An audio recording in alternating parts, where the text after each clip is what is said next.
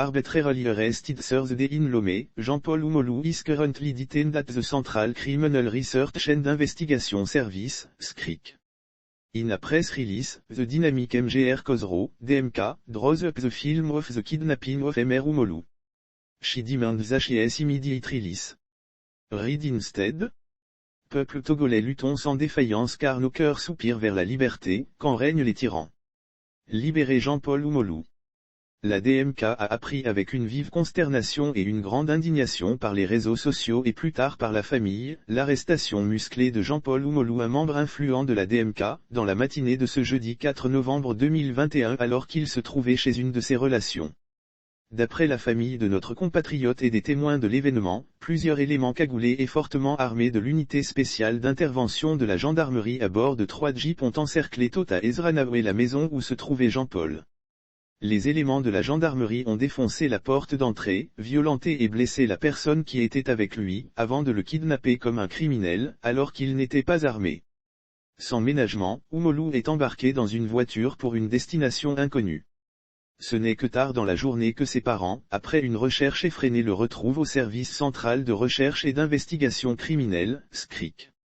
Jusqu'à la fin de journée, l'avocat de M. Oumolou n'est toujours pas autorisé à le rencontrer pour échanger avec lui, ce qui est une violation de plus des dispositions légales.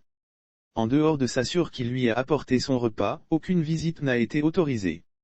Sur la foi des témoignages qui ont décrit une scène surréaliste à laquelle s'adonnent désormais des éléments de la gendarmerie, on peut conclure que M. Oumolou a fait l'objet d'un enlèvement pur et simple, car il n'a jamais reçu de convocation du SCRIC.